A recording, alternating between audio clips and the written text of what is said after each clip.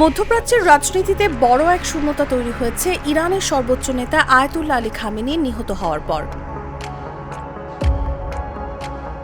এখন সবচেয়ে গুরুত্বপূর্ণ প্রশ্ন, কে দেবেন ইসলামী প্রজাতন্ত্র ইরানের পরবর্তী নেতৃত্ব? বিশ্বের অন্যতম প্রভাবশালী ধর্মীয় রাজনৈতিক এই রাষ্ট্রে ক্ষমতার উত্তরাধিকার নির্ধারণ ঘিরে শুরু হয়েছে তীব্র আলোচনা ও অনিশ্চয়তা।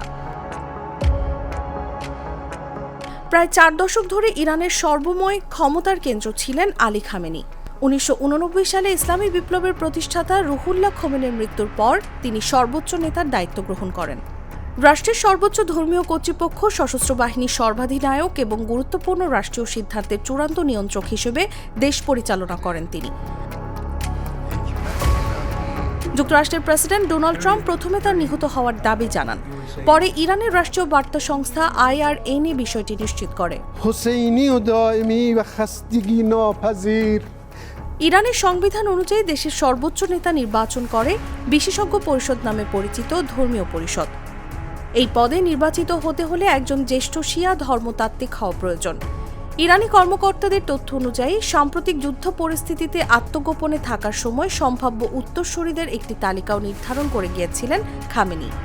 যদিও তার ছেলে মোস্তফা খামেনির নাম আলোচনায় এসেছে, তবে নেতৃত্বকে বংশানুক্রমিক রূপ দিতে তিনি আগ্রহী ছিলেন না বলেই জানা গেছে।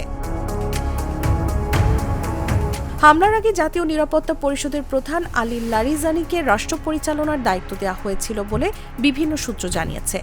তিনি কার্যত প্রেসিডেন্ট মাসুদ পেজেশকিয়ান এর পাশাপাশি নিরাপত্তা পরিস্থিতি সামাল দিচ্ছিলেন।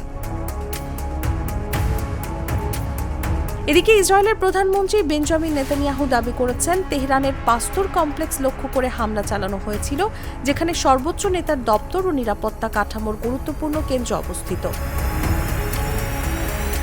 যুদ্ধকালীন পরিস্থিতিতে খামেনি একটি সীমিত রাজনৈতিক ও সামরিক নেতৃত্ব কাঠামো গড়ে তুলেছিলেন।